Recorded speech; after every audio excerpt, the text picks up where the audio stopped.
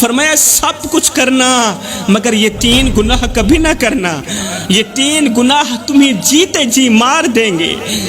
تم سانسیں تو لیتے رہو گے مگر سکون نہیں پاؤ گے، چہرے پر ہنسی تو ہوگی مگر تمہارا دل قبر سے بھی زیادہ تاریک ہوگا۔ پوچھا گیا یا رسول اللہ سونیا جلدی بتائیے نا وہ کون سے 3 گناہ ہیں؟ فرمایا پہلا گناہ ماں باپ کی نافرمانی۔ فرمایا جس نے ماں کی بات کاٹی، جس نے باپ کی بات کاٹی، اس کی قسمت رب نے خود کاٹ دی اور جڑ سے کاٹ دی۔ جس کی زبان سے بوڑھے باپ کے لیے سخت الفاظ نکلے، اس کی دعائیں آسمان تک نہ پہنچی۔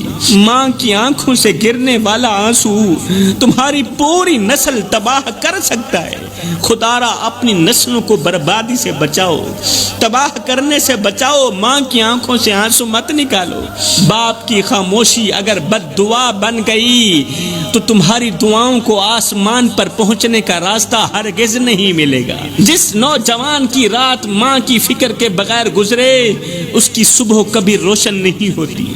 اللہ اکبر۔ میرے رسول کریم نے فرمایا دوسرا گناہ مر جانا، مٹ جانا، اللہ کے ساتھ کسی کو شریک مت ٹھہرانا۔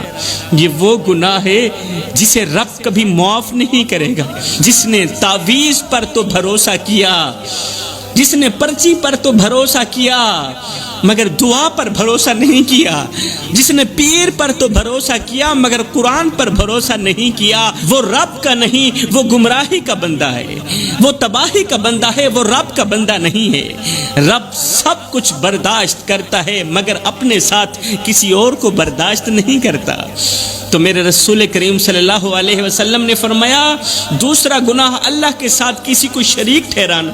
تیسرا گناہ کسی کا دل دکھانا، کسی کو دکھ دے کر خوشی محسوس کرنا، سکون محسوس کرنا۔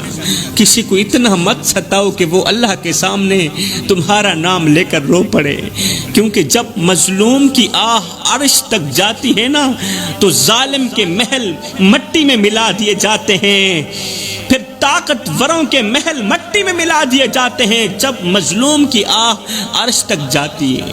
وہ آنکھ جو رات کے اندھیرے میں بہتی ہے، وہ دل جو بے آواز تڑپتا ہے، وہ لب جو کچھ نہیں کہتے مگر خاموشی سے بد دعا ہی دیتے رہتے ہیں، قسم ہے اللہ پاک کی ان کی فریاد عرش کا دروازہ جا کھٹکھٹاتی ہے اور اپنی بات منوا کر ہی دم لیتی ہے۔